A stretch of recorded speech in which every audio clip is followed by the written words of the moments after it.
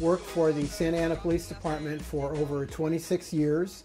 I've been the video production specialist here during all that time. And basically what I do is I produce training and informational programming, video programming for the police department, for the public sector, and for other public agencies. Well, a lot of the things that I videotape have to do with different situations, different techniques, different methods of policing that the police department employs. There are some types of programming that are a little more community oriented and other types of programming that are for the police department only.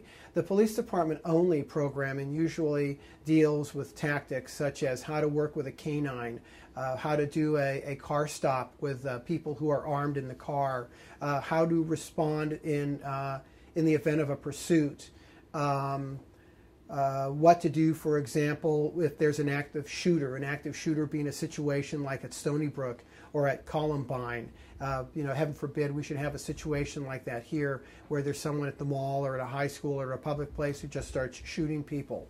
Those are some of the topics that we've done filming on and we've done training on. All these are designed to help the police train better so that they can be better prepared to respond to a situation should it occur.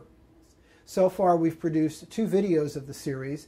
The first one is called Close Encounters, and it's more or less just a generic video that offers the officers techniques with which to communicate with people with mental illness, how to identify them, and also what steps to take on dealing with them depending on the seriousness of the situation that the mentally ill person is involved in.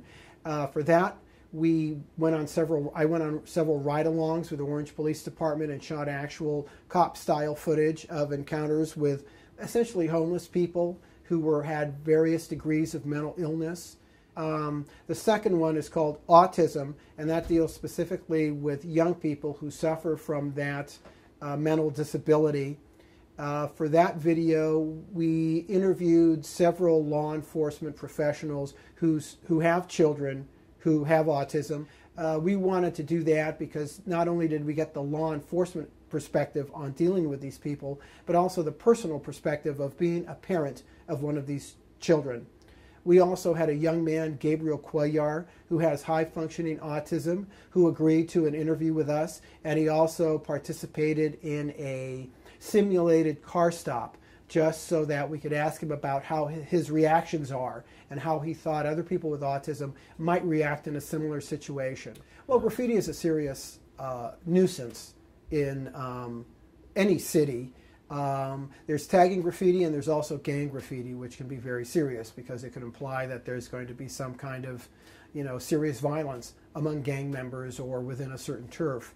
So what the city wants to do is it wants to keep on top of graffiti, and one of the steps that we took with our video Caught Slipping was more of an educational tone. We wanted to show the possible consequences of what could happen to a young man who gets involved with tagging, and that was the storyline of the video.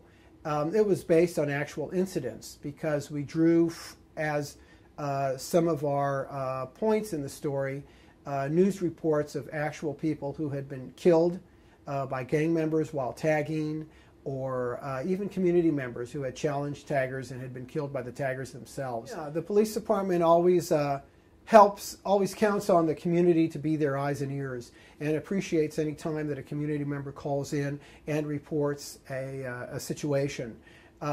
Usually the police department will recommend that an individual doesn't confront someone who's involved with tagging or perhaps doing some other type of nuisance or a crime, but rather call the police department and allow the police to handle it.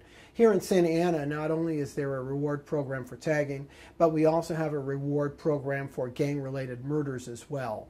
And there are numbers that you can call here at the department and get more information about that if that's something that you're interested in, or if you have knowledge about something that you would like to share anonymously. If you're a Santa Ana resident and you're between the ages of 14 and 21 and you're interested in a career in law enforcement, you can become a police explorer, and you can join the Explorer Post here in Santa Ana.